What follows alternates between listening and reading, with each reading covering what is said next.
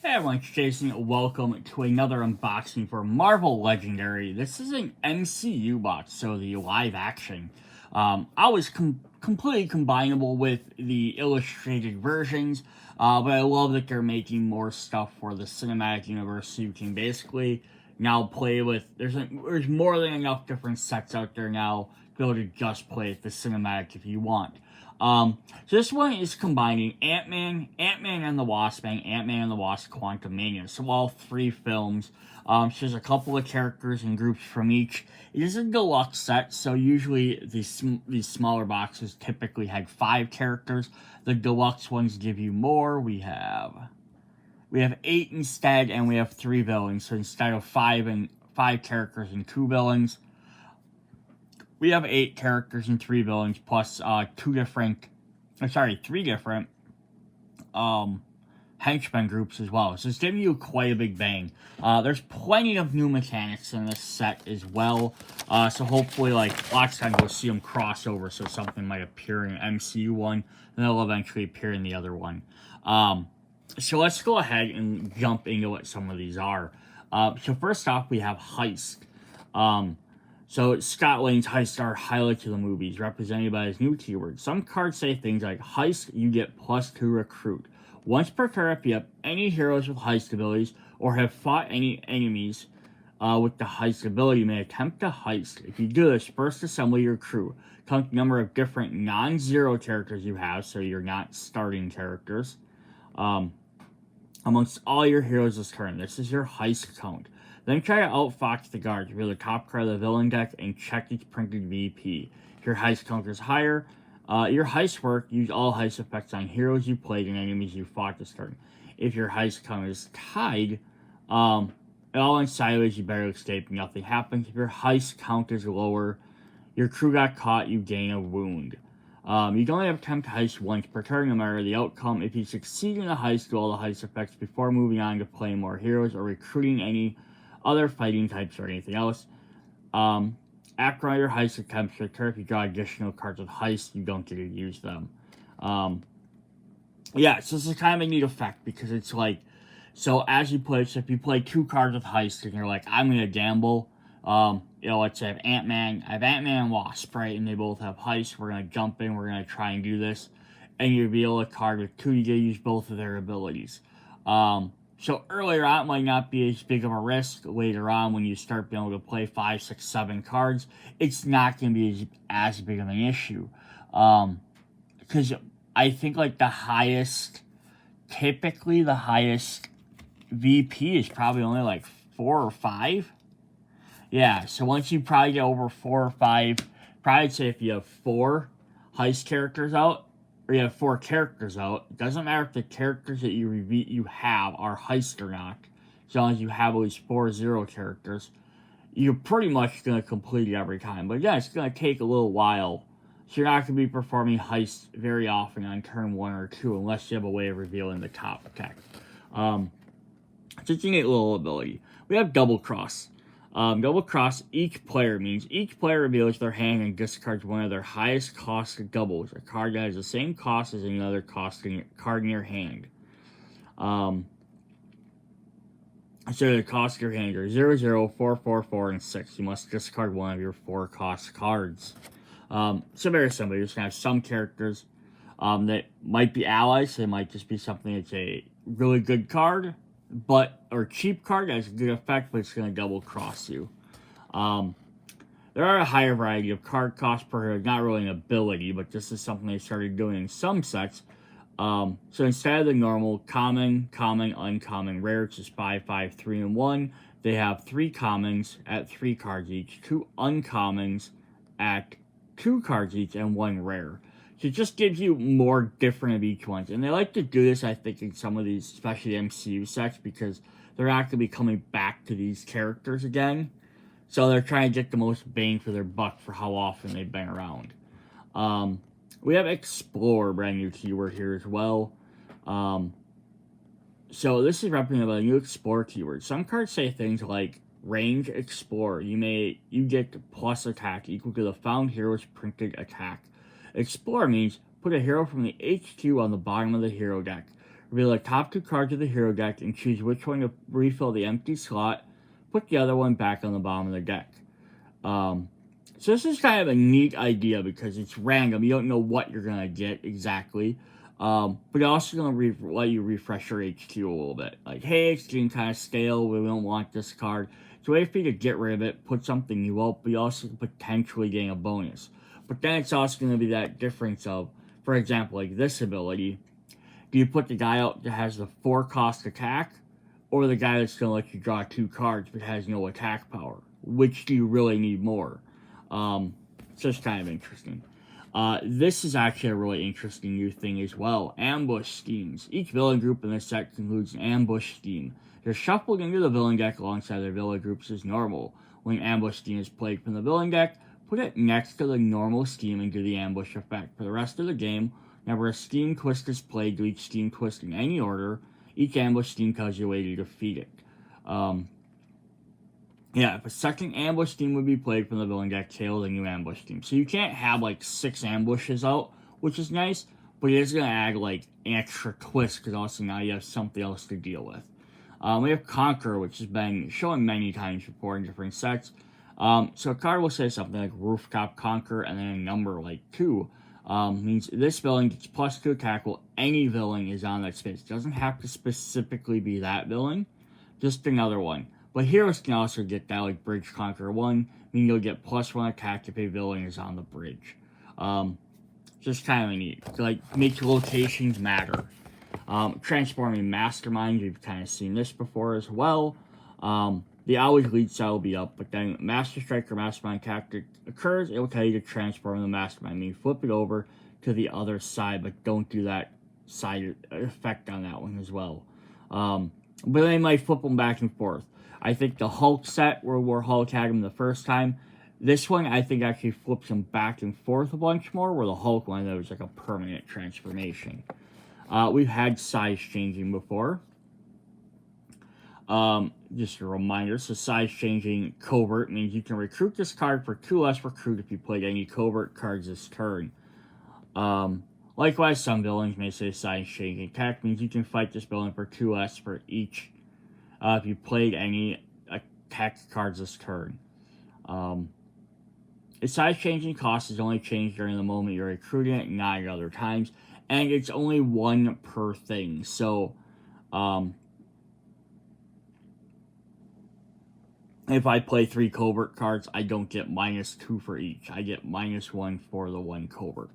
Then we have a new version of that, microscopic size changing. Some cards say microscopic size changing 3. This means you can recruit this card for 2 less for each tech card you play this turn, up to the total of 3. So like regular size changing, it's only 1 per regardless how many you play. And microscopic, you can do that multiple times for each one, but only for the numbers shown. So if I play a 4th one, I don't gain it. Here's the other crazy part about this. The twist of microscopic size changing is reduce the cost you pay to 0, even if it's a negative number. To recruit a microscopic hero with a negative cost, you actually gain that many recruit points. So for example, if I played this one, and I played 3, and the card only cost 2, I would actually gain up, or a card costs 4, and I would gain 6 bonus. I'd actually gain 2 extra recruit points out of it. And then the villains can have the same thing as well. Once you fight them for 2 less, and if it has negative, you can fight them for more. So basically, the more you play, you have a chance of actually getting some of your points back. Then the last new thing is Antics. Some of Ant-Man's craziest moments come when using control of tiny ants. Some cards say things like Antics to get +2 attacks. You can only use an Antics ability if you have at least 3 cards that cost 1 or 2 and have size changing. So this is actually a really cool one because it's going to work well if you start combining this with other sets. Now, again, you have to combine with the illustrated sets to get other size changing cards. But it's definitely something you could do. The Antics ability at the moment you play the card, if you don't use it then, you can't go back and use it later during the turn. Cool. Alright, so that's what we have there. We're going to go ahead and hop to this. We're going to do this kind of a little bit differently. Normally I do like all the heroes and all the villains. I'm going to kind of do it sort of like movie-wise. They have listed, they have a couple characters from the first movie, then the second movie, then the third movie. So we'll kind of do it in order. So we're going to start with the cards. Heroes from the first movie is we're going to start with Scott Lang, Cat Burglar. I also like the fact that he's part of the crime syndicate. There are very few cards in the entire game of all of Marvel Legendary that are crime syndicate. Kingpin, Bullseye, Joe Fixit Hulk, now Scott Lang. That's 4. I think there might be a 5th, so there might finally be enough characters to make a full team of crime syndicate. So I really wish they'd make like another set. If they do more playable villains, it definitely happen. Alright, so we have our 3 copies of him. It's a covert card, recruit +1, and heist you get +2 recruit. So again, right off the bat, heist isn't going to be very viable. If I play this card on my first, like right after I buy it, and if I have 2 guys out, right, hey, I might get a henchman that has a 1, I might get a weak character, that only has a 1 VP, but my chances are higher of getting a 2 or a 3, but it could be risky worth doing, right? The only problem is if it's too high, then you take a wound. But having 2 extra recruit right off the bat is very helpful. We have 3 copies of Shocking Support. Now, it's kind of cool that they have him in here with Kurt, Exos, and Hacking Security Systems, and Electrifying Guards. I wish it would have been called, like, Kurt. I think they did that with, like, Iron Man allies. Where I had, like, Pepper Pot and Happy Hogan for the one MCU set. I wish this kind of would have been the same thing. You had a couple of Scott cards, and then a couple for his henchmen, his support crew. That would have been kind of neat as well, versus just giving them random names. But yeah, if you heist, you get 2 attack.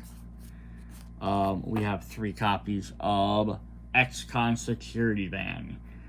Tech card heist, you may move a villain into an empty city space. If you do, KO one of your heroes.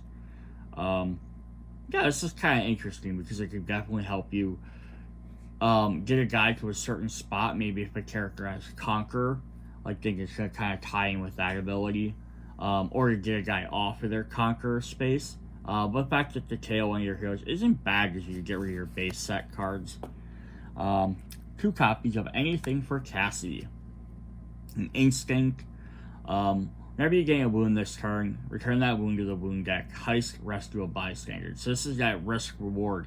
You may as well use this for the heist abilities, because if you do lose, at least you're gonna get to return that wound right to the wound deck. So if you get this card, go ahead and heist every turn. You may as well, because if worst case is you lose, you just put it back. And then we have 2 copies of Putting a Crew Together. Heist, you get +1 attack for each different cost card you have. Sometimes a band of quirky misfits is exactly what you need. So this also kind of ties into the rest of his abilities. So he's got a 1 cost, a 2 cost, a 5 cost, a 4 cost, and a 6 cost. So it's all different kinds, it's all different colors. He has heist on most of his cards. So it's kind of like going to be that sort of what he's going to do. And then his rare or ultimate card is the Big Score. Heist, you get +4 attack. The card revealed from the villain deck is a Master Strike. KO it and put it back in the bystander deck. And put a bystander from the bystander on top of the villain deck. That's actually pretty cool. Okay, so I always like to look at these. Are they worth the cost? So for 8, is 4 worth it? Definitely not. By itself, it's fairly bad. But if the heist kicks off, and by the time you're playing 8 cost cards, you're probably going to be relatively safe and good. Again, some of the highest VP villains are either 4s or 5s. So by again, I hope you're playing probably 4 or 5 cost cards. I try to see if it said.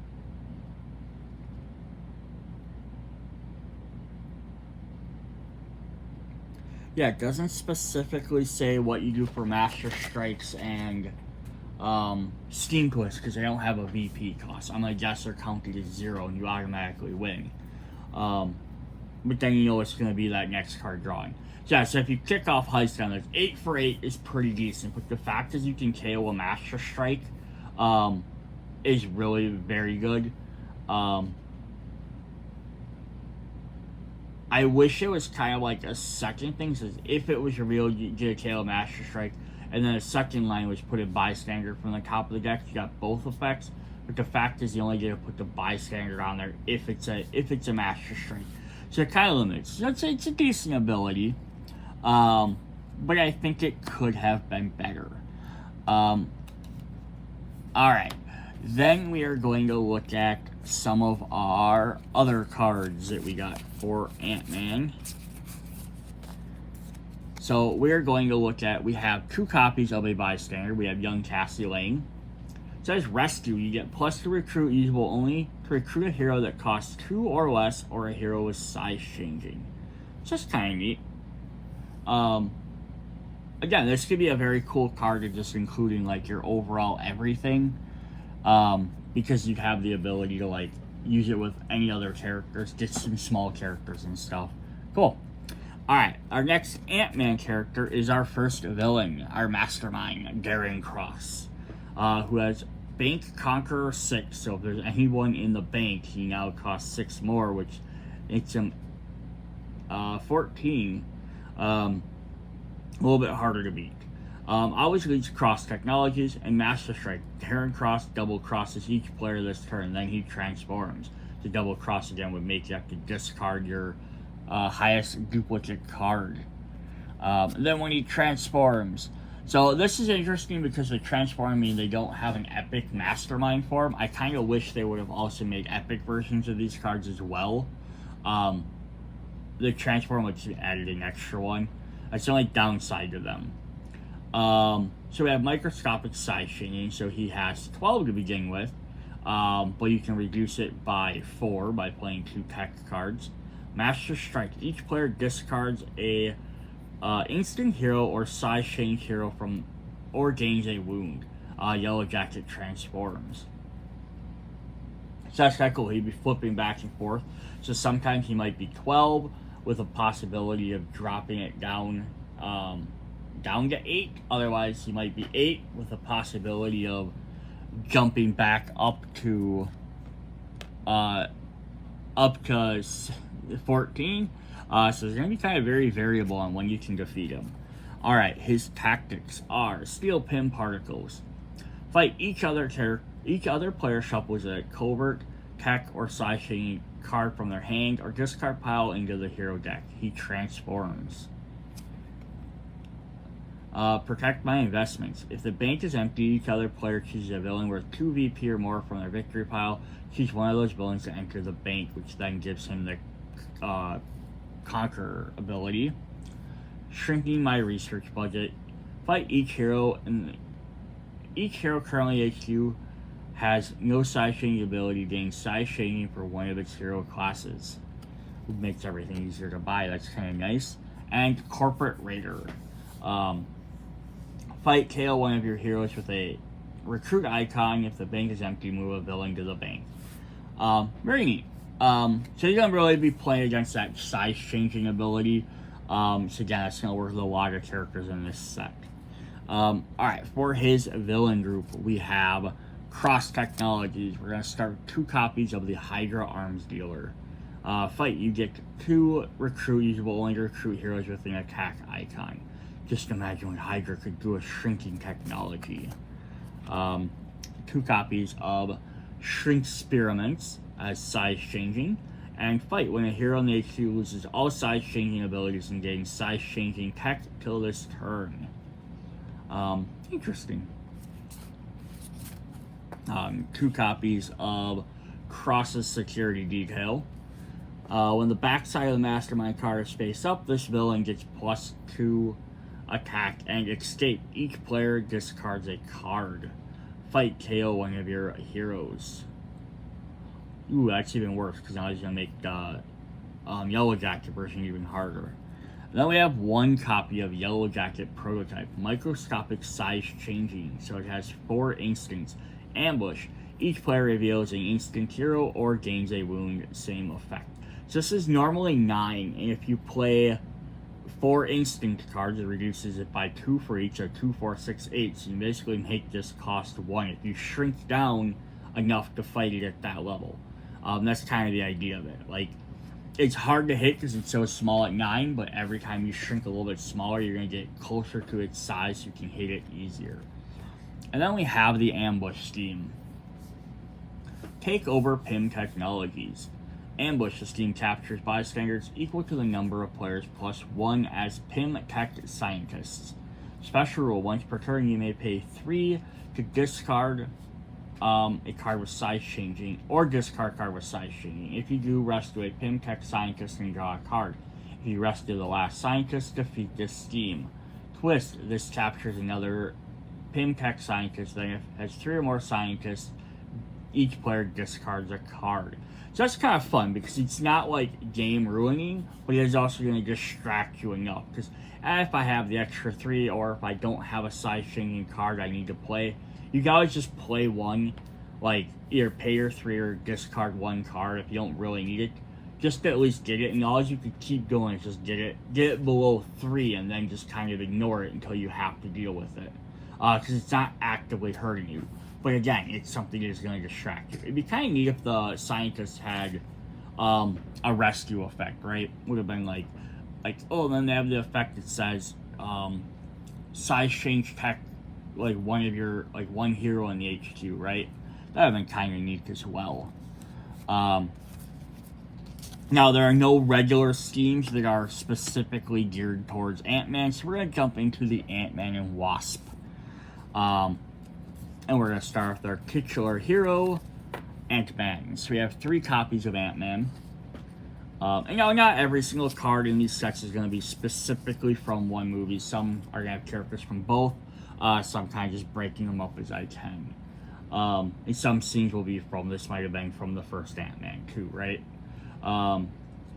Ants can do a lot of things, but they still need a leader.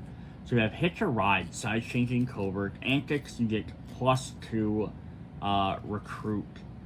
Yeah, so he costs 2, but you can reduce him to 1. And plus he gets that Antics ability. So when you play that, you can use, you can activate it at that time, right?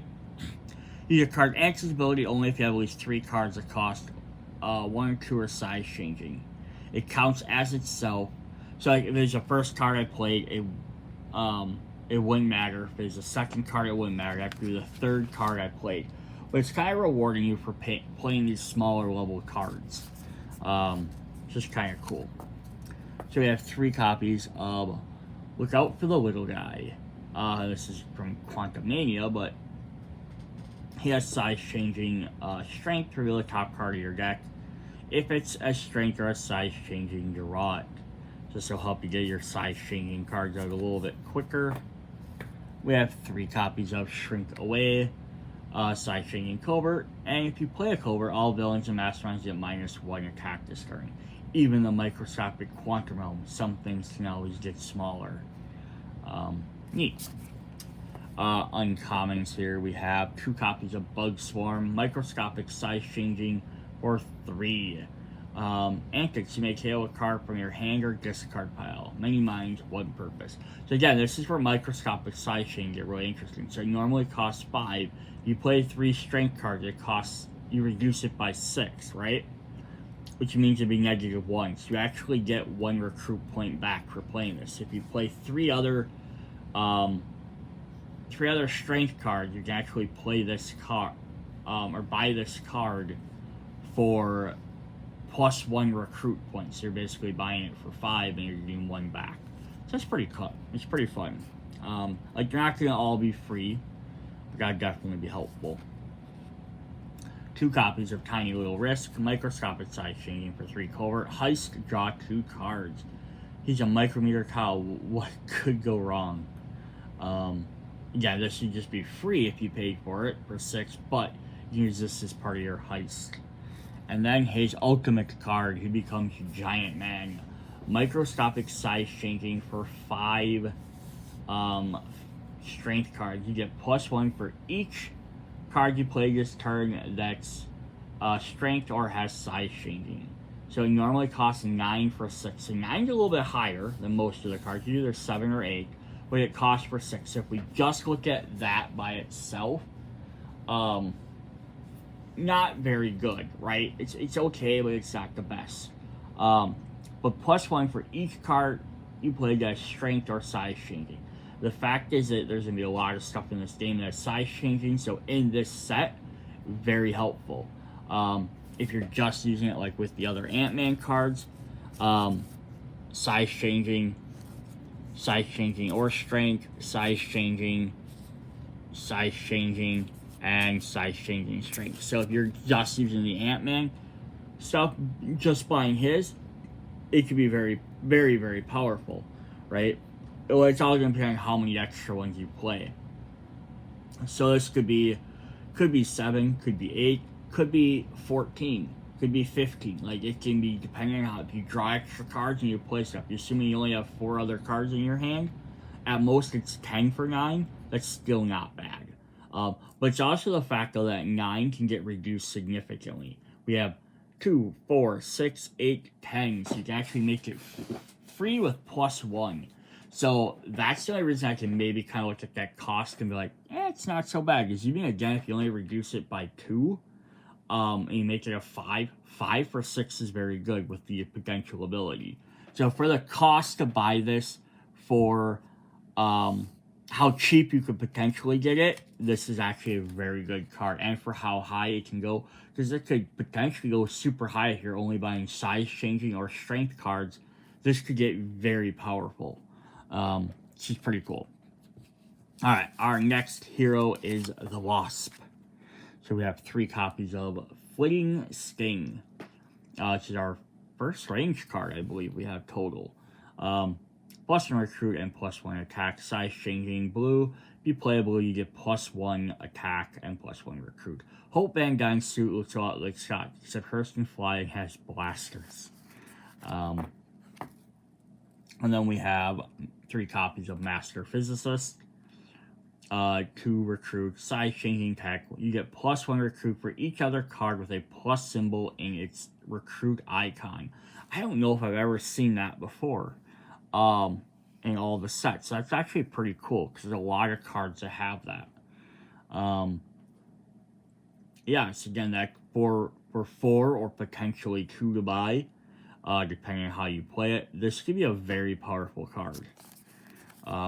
3 copies of Positive Ions. It's size changing. You get +1 attack for each other icon card with a plus icon in it. Again, could be very powerful. But it all depends on how you're playing for it, because it has to be in that same recruit or attack, depending on which one. 2 copies of Follow My Lead. Size changing. If this is the first card you play this turn, you get +1 recruit. Cool. So that can definitely be helpful. Play it right off the bat. You can gain extra attack. 2 copies of Infiltrate. Microscopic size changing for 3 tech. When you draw a new hand this turn, draw an extra card. Always a fun thing to have. And she gets a Heist. So like, yeah, the first Scott Lang had all Heist, and then Ant-Man and Wasp each have 1 Heist. But not overloading with it, which is kind of nice. But gets 3 extra attack. And then her ultimate is Hope Returns.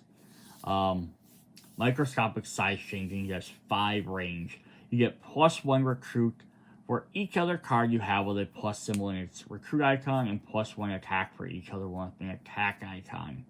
4 and 4 for 9. So again, this is just like Ant-Man's Giant Man card. Microscopic size change to make it really cheap. So again, that kind of offsets the higher cost of it. 4 and 4 just by itself isn't really that great. I mean, it's not bad though. It's 8 total points at least, but like per one or the other, it's not that great.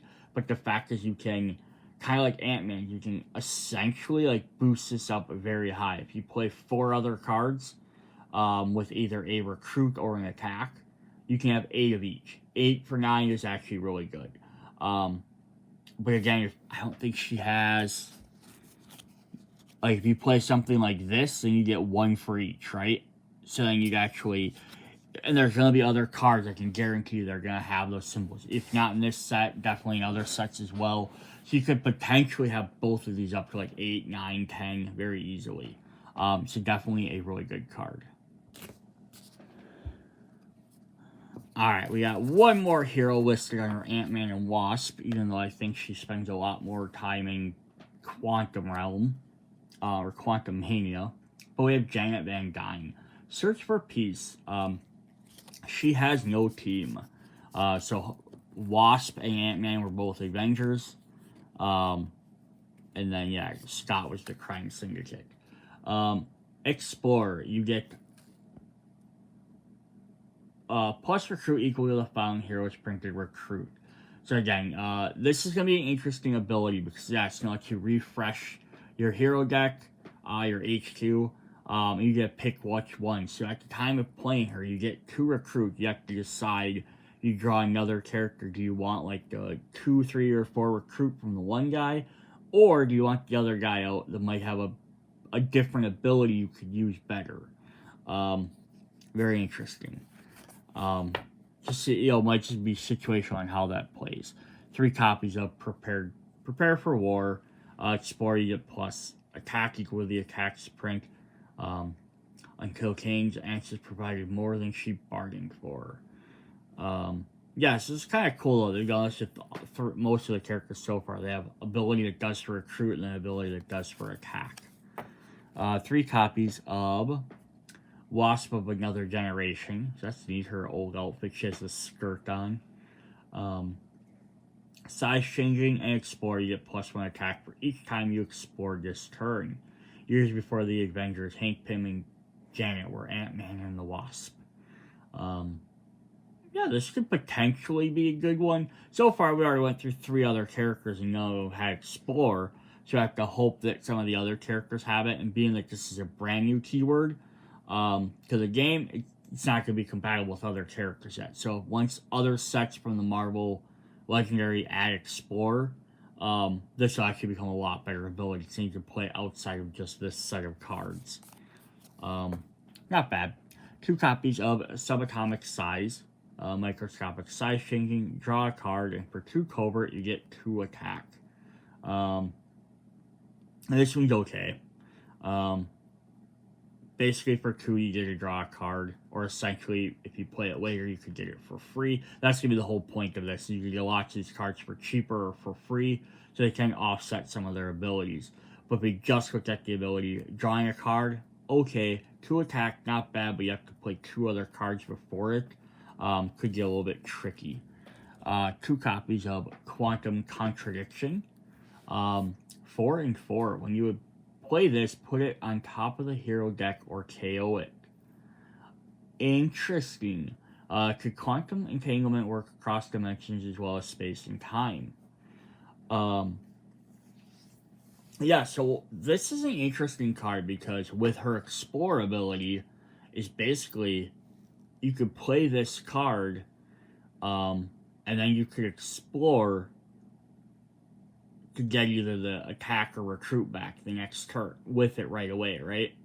So play this, get 4 recruit, 4 attack, then put this back on top of the deck.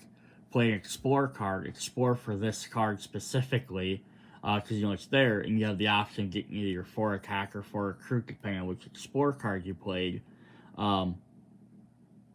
And they'll be just on the HQ. You don't even have to buy it right away. So that could be an interesting little combo. That's cool. And their ultimate is Finally Found You, who has Explore, and then it just says, if you explore, you just do the Explore effect. You don't get any bonus from it. If you play a Covert, you get +1 recruit equal to the heroes found printed, and then +1. So this should, again, work really well with the previous one. So it would be 4 and 4.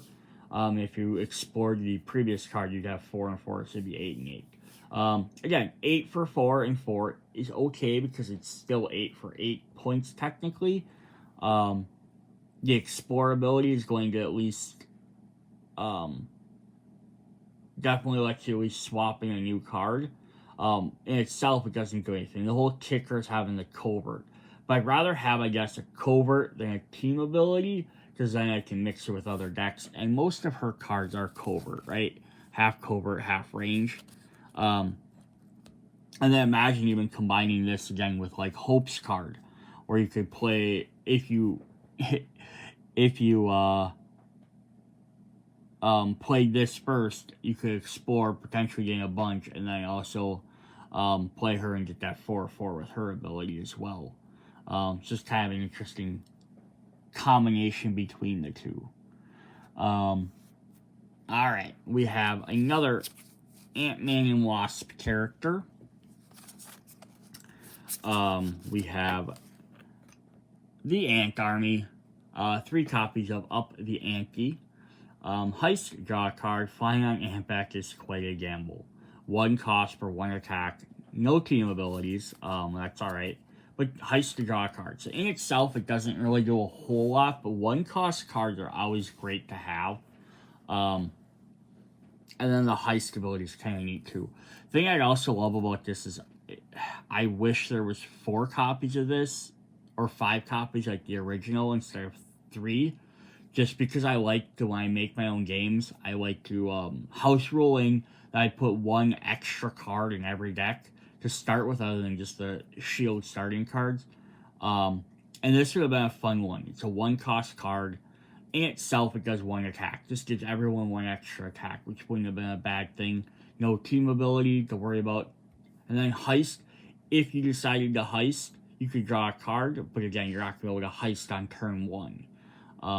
Necessarily. So, yeah, that'd been cool. But in fact, there's only 3 of them. It would be hard to do if you're playing a 4-player game. But it's still a cool card. 3 copies of Antagonize, who has size changing and antics. You get +2 attack. Pimparcos transform ants from puny to terrifying. 3 copies of Anticipate. Size changing and antics, draw a card, answer patient, answer kind. Yeah, so antics. You just have to have 3 copies. So you have to play a lot of cards with them lower costs to be able to use his abilities, but they could definitely add up very quickly. The only downside to it is called Antics, so I'm guessing it's probably not gonna, unless they do another illustrated Ant-Man set, it's probably not gonna ever appear outside of the set. I only wish they could have called it something else, I guess, but we'll see. 2 copies of Anti-Proton Experiments. They live thousands of years in a single day, expanding their knowledge and their science. Microscopic size change, antics, you get +2 and +2 to recruit to attack.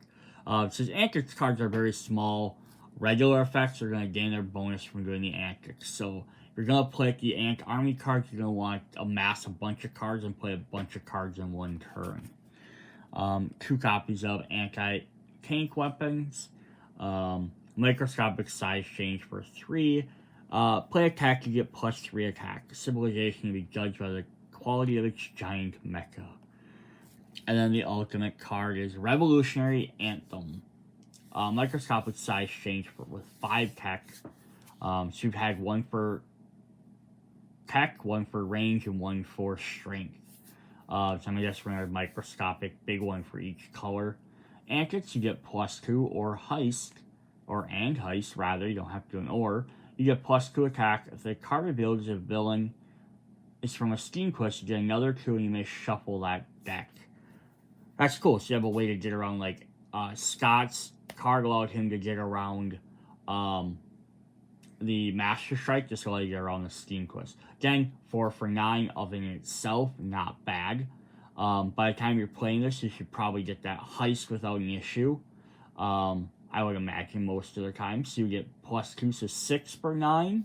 Again, not that great, but if you get that Steam quest, which is occasional, that puts it up to 4, 6, 7, 8. 8 for 9 is pretty decent. And if you get Antics, which again, if you're focusing on your deck, shouldn't be an issue to get. Have 3 other cards. Even there, that again, be 6. 6 just on its own.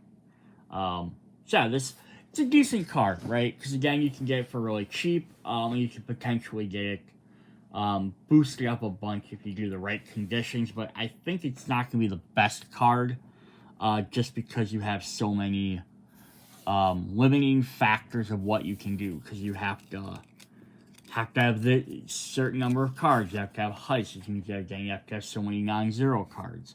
But yeah, it could definitely be an interesting thing to do. Alright, we're going to look at some bystanders we have there tied into this. We're going to start with 2 copies of Agent Jimmy Woo. Rescue. Do some close-up magic. Reveal the top 2 cards of your deck. The player on your left says one of those cards' names. In solo mode, say one yourself. Mix them up, reveal one, say, is this your card? If it is, draw it, put the rest back in any order. Interesting. It's a neat little gimmicky card. Not necessarily the most effective, but that's alright. We have 2 copies of Maggie Lane.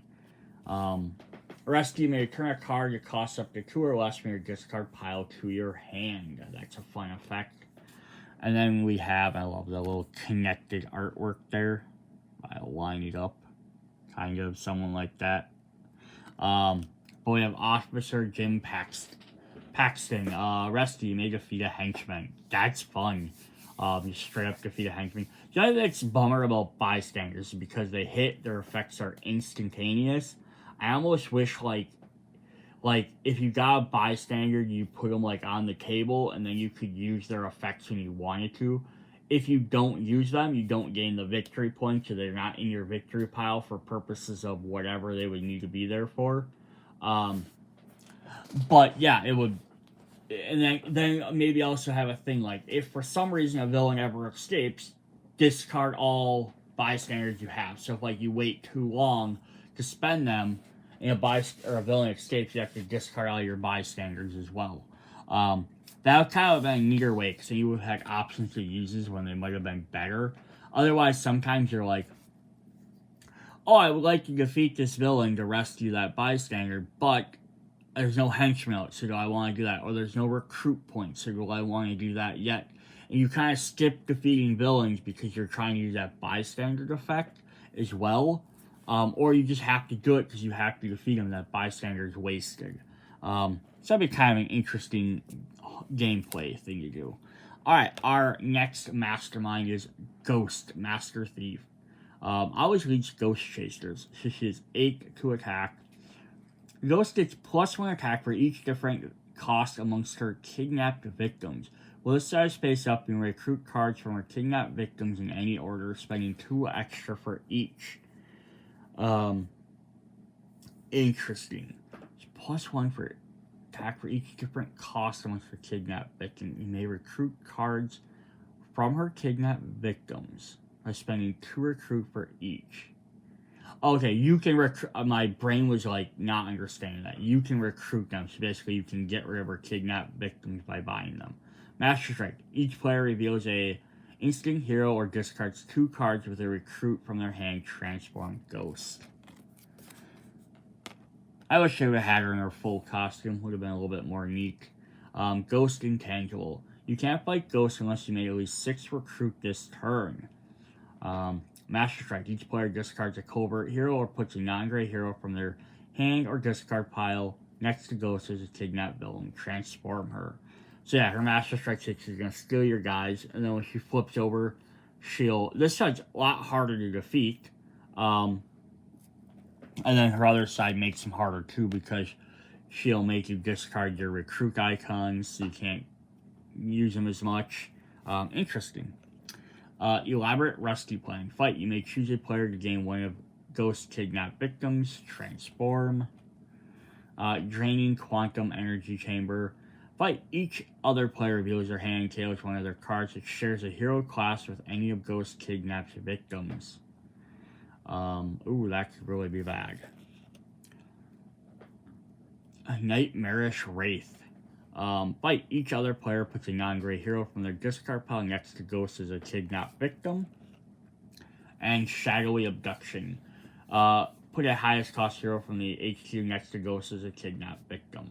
So cool. She could potentially kidnap any number of characters, more or less, by doing these things. But then she gains she gains 1 extra attack for each different color. So it's up to 5. So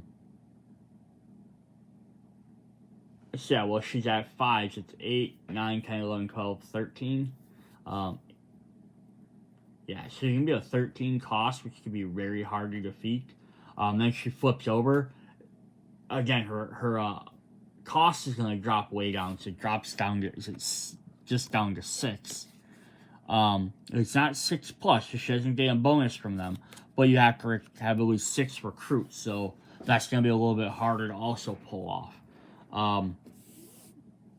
So that's interesting. Either really low cost, both that recruit thing, or do you try and buy enough guys to get rid of them so you can take her down to 8? So it'd be kind of cool to see which way that works the best. Alright, we have our Ghost Chasers. We have Sunny Birch's Goons. Fight Heist for 2, you get +2. So now if you do that heist and you win, and you fought this guy already, you get the +2, but it only matters if you defeated him this turn. So basically, if you defeat a heist character, you're probably going to want to set that aside for the moment. Whether expensive goons or cheap goons, you get what you paid for. Corrupted Government Agents. Ambush. Corrupted Government Agents double-cross each player. Of course they do. Fight. You may look at the top 3 cards of any deck and put them back in any order. That's fun. Antics.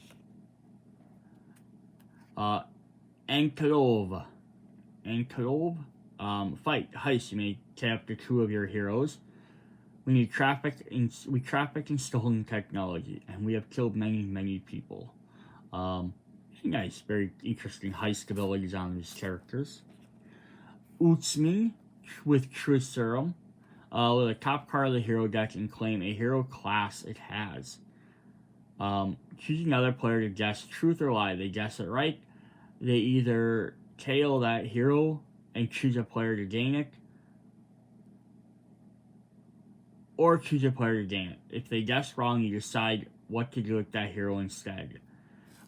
Interesting. So, the top card of the hero guess. Choose another player to guess truth or lie.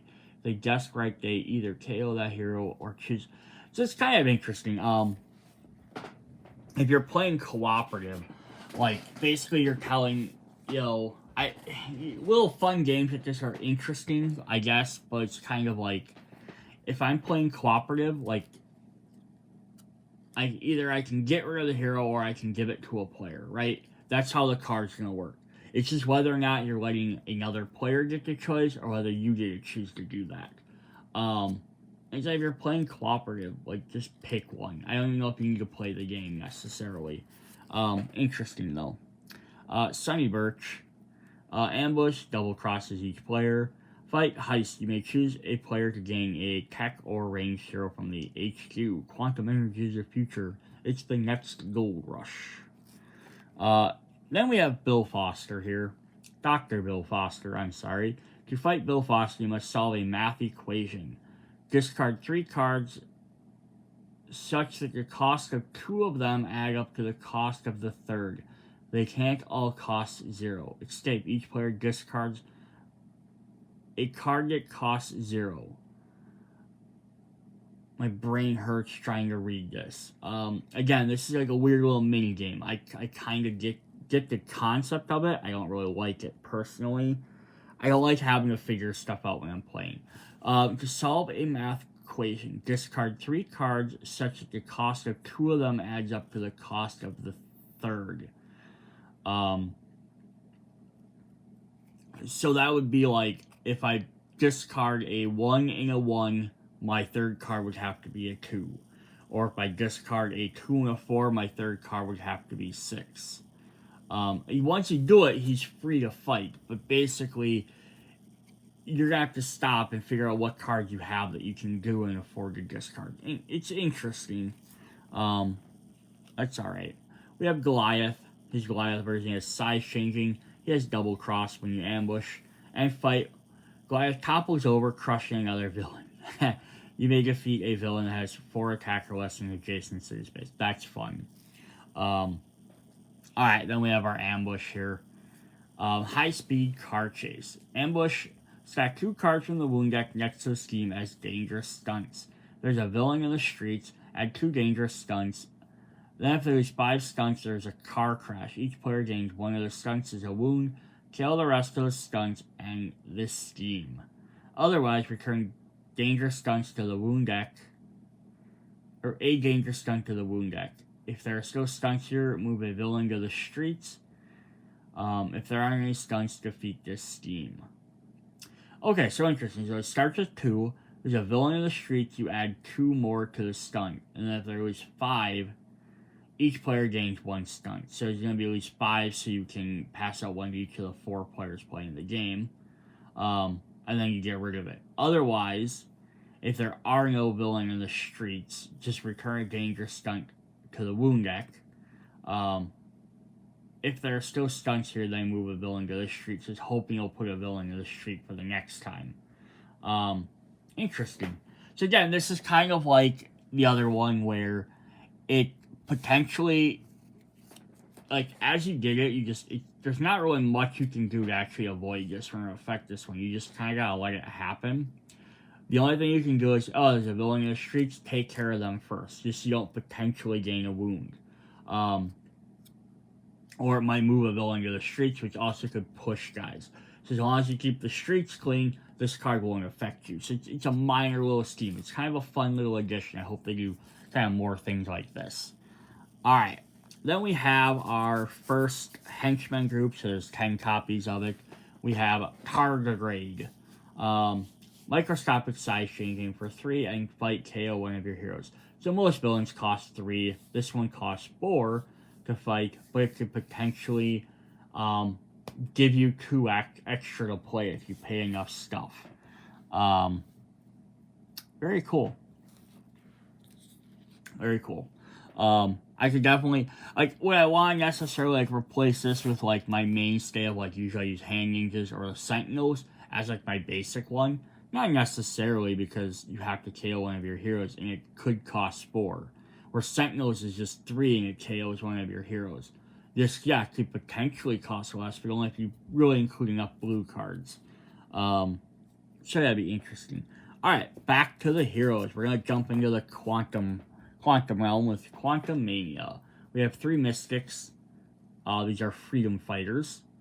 Since the group is the freedom fighters, these are the mystics. When you draw a new hand this turn, draw an extra card. Captured from other worlds, they became trapped in Quantum Realm. Not bad. 3 copies of Steel Warrior, who has Street Conqueror 1 and draw a card. It's a little bit more expensive, but you got Conqueror there. He has 2 for 4, which isn't great, but he does get to draw a card every turn. 3 copies of Zulum, or Oxlum. He has Bridge Conqueror 1, and if you play range, you get +2 attack. Getting blasted many dissidents in the face. This face blasted back. That's fun. That was actually a really fun character as well. They had some really neat monsters or aliens in this set, in the movie. 2 copies of Verb. Reveal the top card of your deck. That card has any holes printed inside it, any icon, 0, 4, 6, 8, or 9, draw it. Instant, you may KO the card you drew this way. Interesting. So if you have like a 0, you could get rid of it. That's kind of cool though. For a 2 cost, be able to potentially get an extra card right away.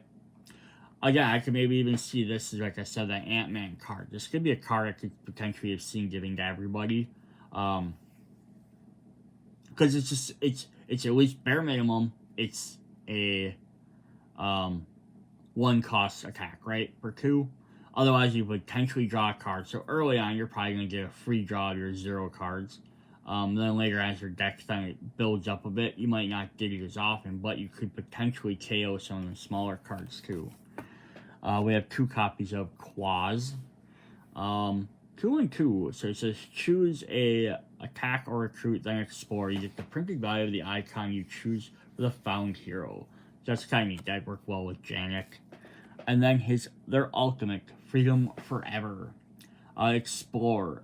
With Covert, you may choose a player to gain the found hero. Alright, so 7 for 5. Okay, not the best. But I think about what you're hitting for most of the time. Just exploring by itself, it's alright. I mean, again, for the cost, it's not that great. It does help you like change your deck out, but it could combine with a bunch of other cards in this set, like Gently Janet and Dying would work really well with this. If you played that instant card, another player gets a card. That is probably the thing that's going to make this card really, really good, because you could potentially give even yourself another card. Oh, I got 5. I needed, 3 more attack. You explore this card, you find a card that says attack, put it in your hand, right?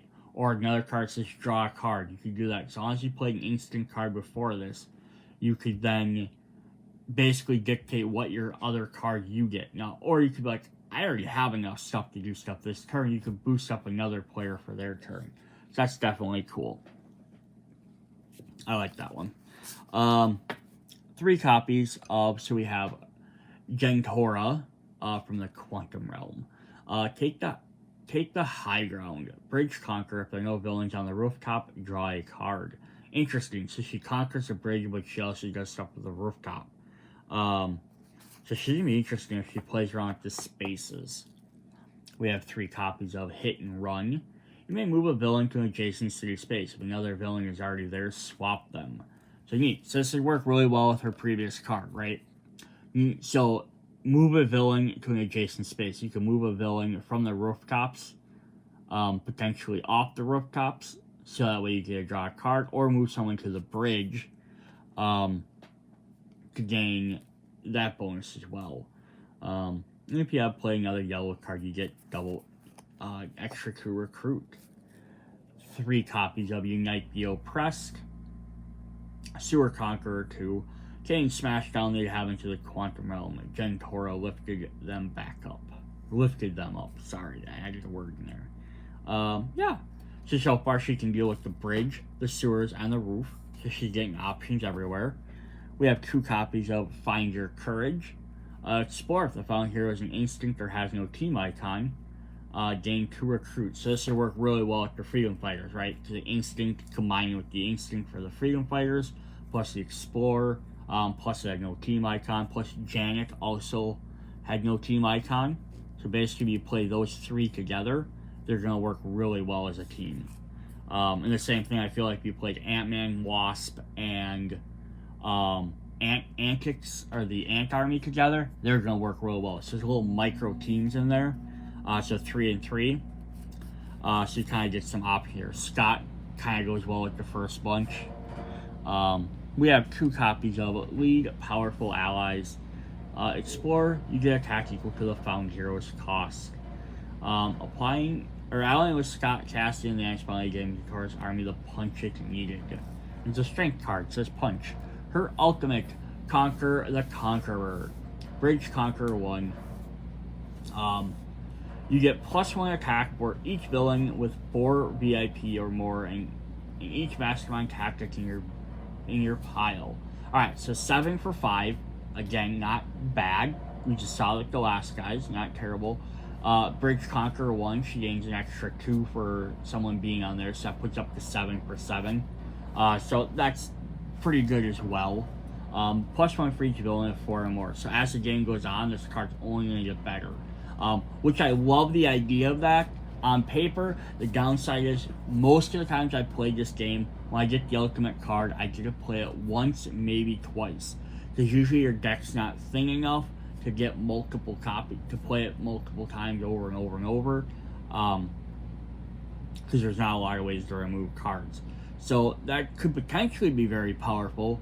Because again, she could end up being, without Bridge Conqueror, she could have 5, she could have 6, 7, 8. I don't think it's going to get too much more than that. Unless you defeated a bunch of guys by the time you got to play this the second time. Yes, it's not bad. Works really well with the other cards, though.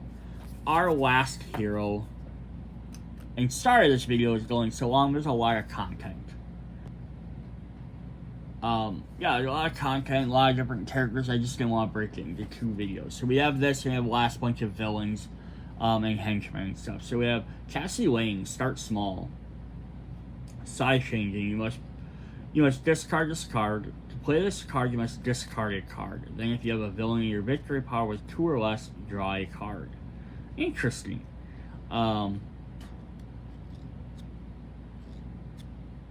Yeah. So if like you have a villain, this isn't so bad because at least you get your card right back. You discard a shield agent to get this. Like, interesting. 3 copies of Giant Hug. Size changing, choose a player. If that player revealed a card that costs 5 or more, that player draws a card. Cool. Especially a size changing. Like, 5 or more seems like a lot, but the fact that you have a lot of these cards that cost more, you're going to keep reducing them.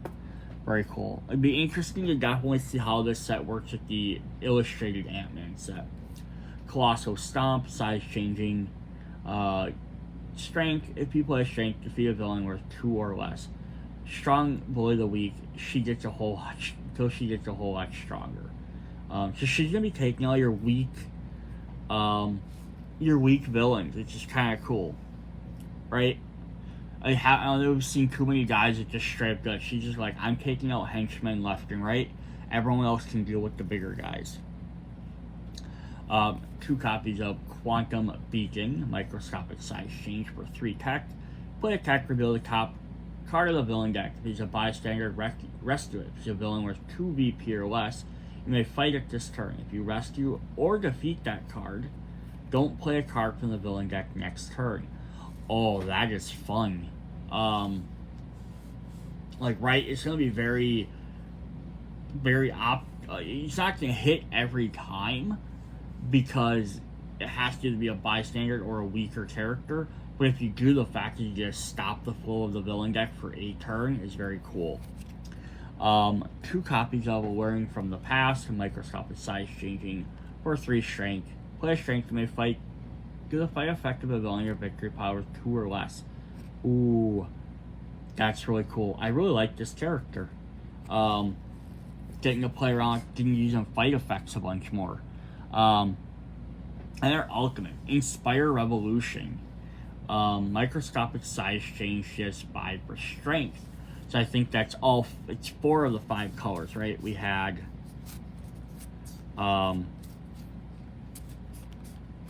what was Ant-Man's again? Ant-Man's was strength as well. So we only had 3 of them.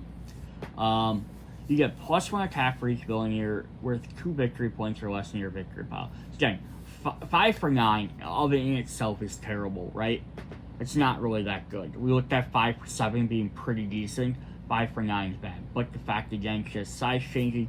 She could potentially get this for -1. Could be very helpful. +1 for each villain worth 2 or less in your victory pile. Now, really good, really bad at the same time. Again, could get her very powerful gear up to 6, 7, 8, 9 very easily.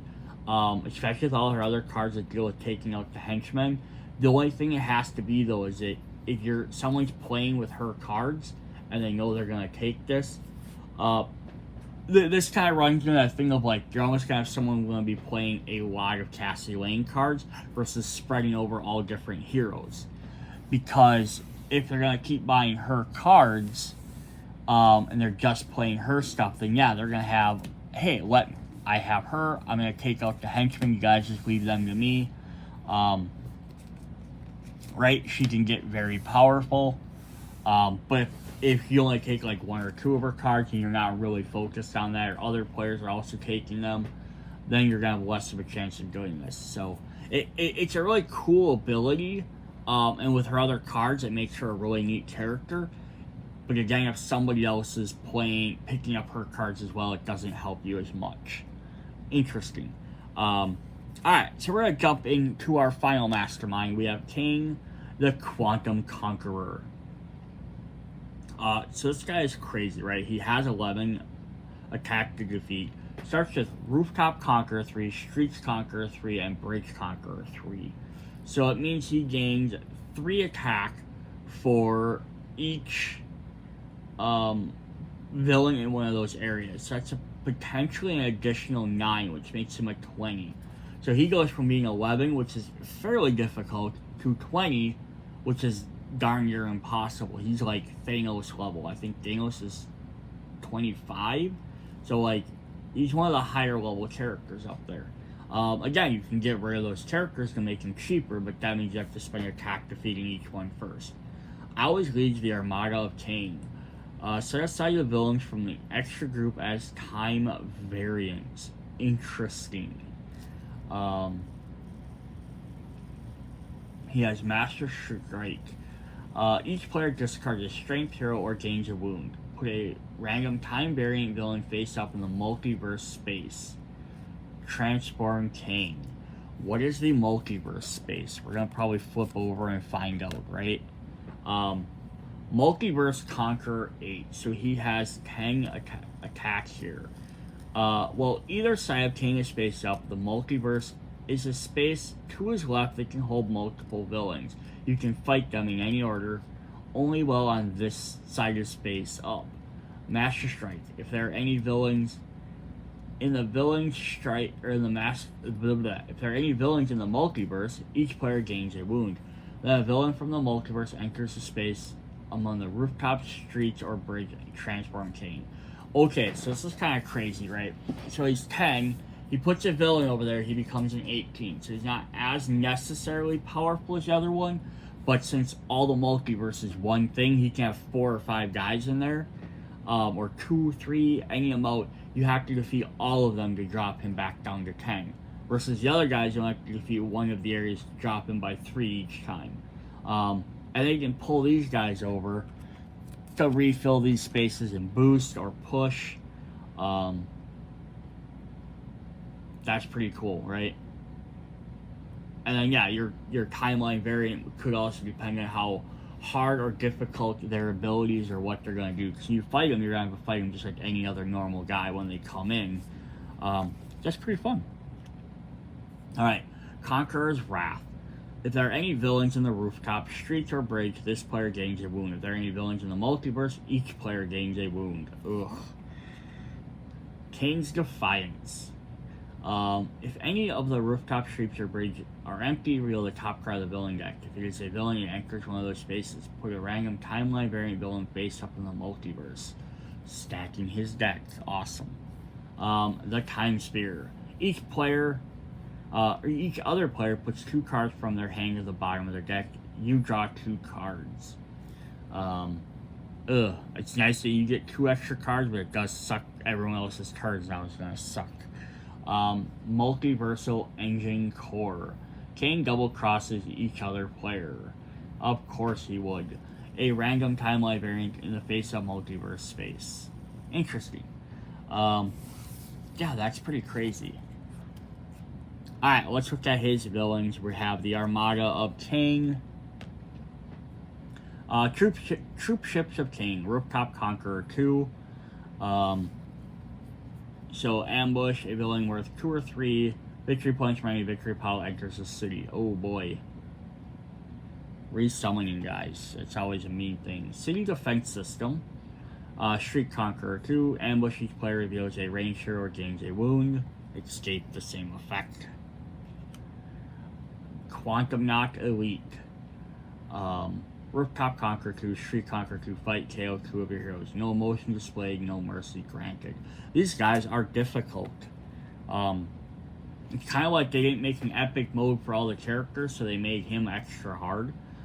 Pursuit Craft. Rooftop Conqueror 2, Ambush. After this enters the city. If other villains or the Mastermind have Conquer abilities, naming any empty city space, Pursuit Craft moves to one of those spaces. Oh. Ooh, I don't like these effects. Energy Shield, Street Conqueror 2. Put an energy shield above the Mastermind space. While it's there, you can't fight Mastermind. You can still fight the energy shield. And then while someone's in the streets, it gains an extra 2 attack. Oh, these guys are so brutal. Lord Krylar's Yacht. Ambush, you may say, I'm not sure we can trust Lord Krylar. If you do, draw a card. Reveal it. If it has an odd number, he double crosses each player. Fight and escape are the same effect. That's funny that you can essentially double cross you twice. That's neat. We have Modok, machine designed only for killing. Microscopic size change. Ambush, Modok double crosses each player and fight each player KOs one of their heroes. Oh, I'm sorry. Mechanized organism designed only for KOing. Is the new version of it. That's funny. Yeah, each player KOs one of their heroes when you fight them. That makes sense. And then we have our ambush scheme. Build a conquering army. Ambush. If the bridge is empty, move a villain to the bridge. Choose an unused henchman group. Stack the henchman group from it next to the steam equal to the number of players. Special. The player may fight henchmen stacked here. Those henchmen also have Bridge Conqueror 1. Defeat the last henchman, defeat this steam. Twist. Stack another of those henchmen next to the steam from a victory pile if necessary. If there are 2 or more henchmen here, the number of players, each player gains 3 wounds.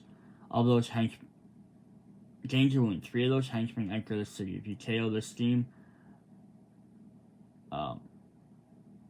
you KO the steam on the rest of those henchmen. Okay, so like the other 3 we had were kind of passive. Like they would kind of bother you, but you know, like they were you could kind of deal with them a little bit here and there. This one you almost actively have to focus on. Because yeah, you may fight them while there, but they also have Bridge Conqueror 1. So you don't take care of the bridge guy, they're going to become harder to defeat.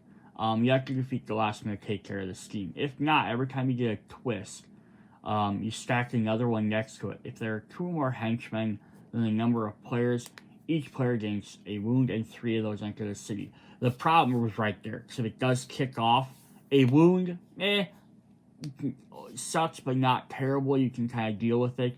But 3 henchmen enter the city, that could push a bunch of guys out, creating a bunch of cascading effects, and that could very well lose you the game right there.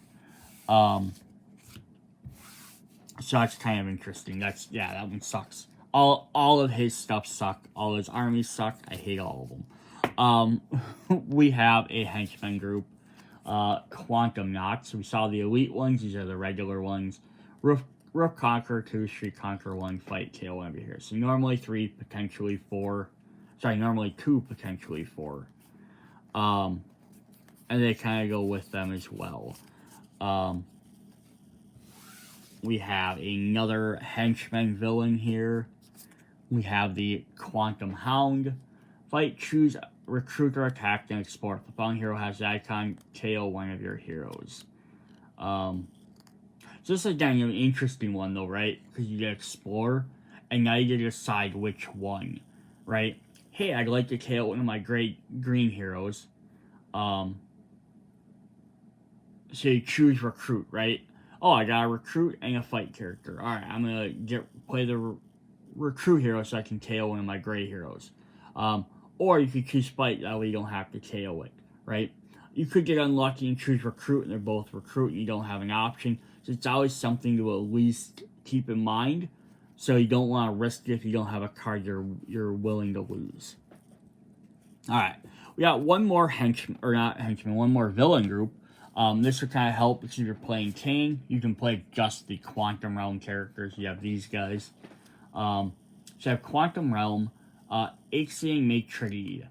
Fight, explore. The following hero costs 2 less to recruit this turn. Auxilian Bartender. Ambush any number of times. This turn you may pay 2 to buy a refreshment and KO a wound from your hand or from any player's discard pile. This is fun. These guys are like actually very helpful villains. Lord Krylar's Valet. Fight, explore. If you get plus recruit equal to the found village printed recruit. Lord Krylar's network of informants to find anyone in the Quantum Realm. The Sky Manta. Fight, explore. If you recruit a found hero this turn, set it aside. When you draw a new hand, add it to your hand. That's cool. Lloyd Krylar's Appetizer. Microscopic size change. Also, you get extra bonus if you play enough of those. Fight, choose a player to eat the appetizer and KO a card of their choice from their discard pile. Alright, we have Hungering Energy. Microscopic size changing with 4 tech. Fight, KO one of your heroes. Quantum Realm, nutrients eat you. Nice. Yeah, these guys are really cool because they're all like very positive, very helpful ones. You don't see from villain groups often unless they were like recruitable characters. It's kind of a neat way to do it. And then Quantumania. Microscopic size change with 4 strength. Quantumania eats a henchman from any player's victory pile, capturing it and gains its printed attack. Fight. Put the eaten henchman in your victory pile and do its fight effect. Interesting. So it's gonna make it more powerful, but then you also get the fight effect the second time. So it's kind of crazy, right? But then again, if you can reduce it really quickly, you can make it a lot cheaper to be able to beat. Then we have Quantumania, the ambush scheme. Each player puts a non-gray hero from their hand or discard pile next to the scheme as a quantum duplicate. Then do a twist effect below. Twist. A top card of each hero deck becomes another quantum duplicate. Each player reveals their hand and discards all their cards that have the same name as any quantum duplicate. Special rules. Players may spend attack equal to the quantum duplicate's printed cost to KO it. A hero or a chosen player gains it. There are no more quantum duplicates. Defeat this scheme. Cool. Again, this is one of the ones where it's like, it's not terrible, right? The twist hits. Yeah, just discard all cards out of the same name. So it could really hurt, like, if I have a bunch of, like, if I have an Ant-Man over there, like, the reason why it could really hurt is because if one player loses an Ant-Man, right, and every character has at least one, every other player has an Ant-Man, it can hit every player. So that could definitely be very bad. But it's easy enough to just try and repay to get rid of this. Plus, you could KO guys like, hey, I bought some like cheaper level 1 cards or like 1 or 2 cards, but now I have a bunch of 5s and 6s. I have a way of getting rid of those cards as well. So that's kind of cool. Alright, then our last bunch of cards are actual schemes for the game. I didn't include these with the movies just because I wanted to do the schemes by themselves. Auction Shrink Tech the highest bidder. Setup 11 twists. Set aside all 14 cards of a random extra hero that has any side changing cards as Shrink Tech. Interesting. And since we do have extra sets in here because we have 8 characters, you obviously can have 1, but depending on who you pick, you might have to get rid of some. Twist. Stack the twist next to the scheme as a hostile bid. Reveal a random hero from the Shrink Tech. This turn, you may recruit that hero, but it costs 1 more recruit for each hostile bid. If you recruit it, either KO that hero or choose any player to gain it. If you don't recruit it by the end of this turn, stack it next to the scheme as controlled by Arms Dealer. When Shrink Tech cards are controlled by Dealer... Okay, sweet. So you have 14, so 8 of them. So once you get through... once you basically bought 7 of them, you can't lose the game anymore. But that could potentially be harder and harder, so keep costing more and more. So you might early on, I can sacrifice this guy, I can sacrifice this, but eventually might not want to risk that. That's cool. That's a neat little different one. Safeguard Dark Secrets.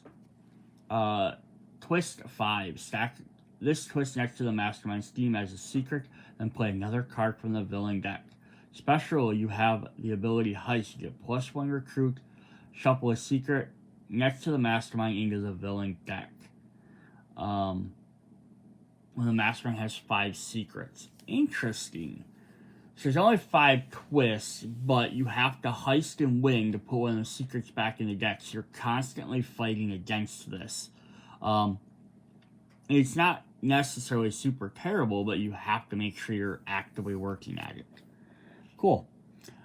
Escape from the imprisoning dimension. 5 twists. Special rules during your turn. Any number of times you may spend 1 attack to seal an unsealed city space or seal mastermind space by putting a card above it from the wound stack.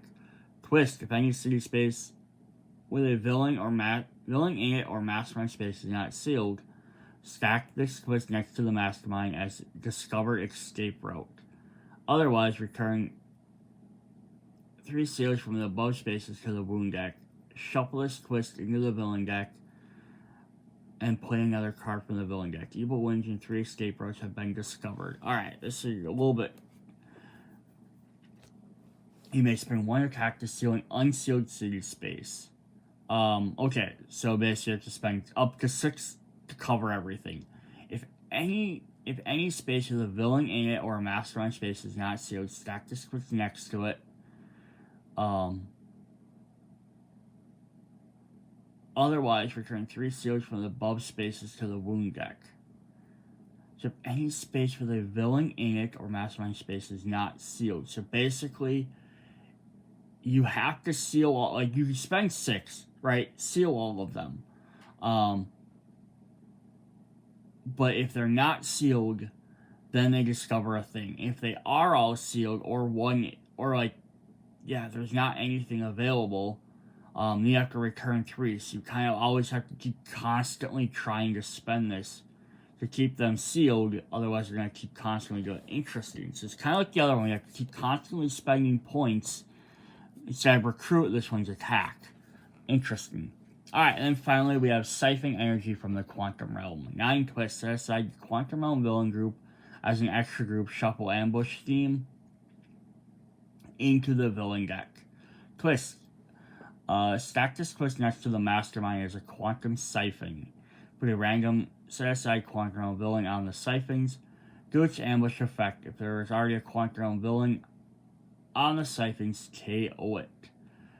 Special, you may fight villains on the quantum siphons. You gain 1 attack for each 2 siphons. When 4 quantum realm villains have been KO'd, or there are 9 quantum siphons. Interesting. So either when all the twists are played, you're going to lose. So you're always fighting against that. And that's more of a typical scheme. You're constantly always fighting against the twists. But yeah, the villains get there. You have to stop and defeat them. And they're just going to get harder and harder every time. Otherwise, yeah, they're going to do their effects and you only have to defeat 4 instead of the 9. Pretty cool. Interesting. Very neat. Alright, that's what we have for Ant-Man and the Wasp and the Quantumania for Marvel Legendary. Hope you guys enjoyed the video. Sorry it was so long. A lot of cards to go through. Yeah, I love the MCU stuff. Some interesting things I think they could go a little bit differently. Again, interesting how this combines with the illustrated Ant-Man set. I think another thing besides the bystander, where I said to like keep them off and play them when you want. Another interesting concept that might be worth checking out, maybe especially because like this set kind of promotes it, would be as if each player, and this might let you have more characters into the game. Is like maybe each player creates a deck of their own little mini HQ of like 2 or 3 characters that only they can draw from, and then maybe have like 1 or couple other characters that are like the basic everyone can buy from. And that might be kind of an interesting idea, because it could be like, or maybe each person only has a person. Like, I'm Ant-Man, so I have my own personal Ant-Man deck that only I can buy from. And then another person's Wasp, another person's Janet Van Dyne, another person's, Gentora. And then, yeah, like, the main deck would be, like, the other couple of characters from the set, like Cassie or whoever. And then everyone can recruit from them guys, but then each player can only play their own cards. That way, only I can get Ant-Man cards, or only that person only get Wasp cards. Because then that way it would kind of like their cards all work in synergy with each other, and that way you're only focusing on their stuff. But you have the option of getting other cards to help boost your deck as well. Like, oh, I can't afford right now. I only have 2 cards revealed for Ant-Man. It's a 5 and a 6. I can't afford them. You can buy other cards until you boost them up. But then when you get there, now you can buy those cards. It might be an interesting idea to play around with. Alright, that's what I got for this video. It's already long enough. See you guys later. Bye.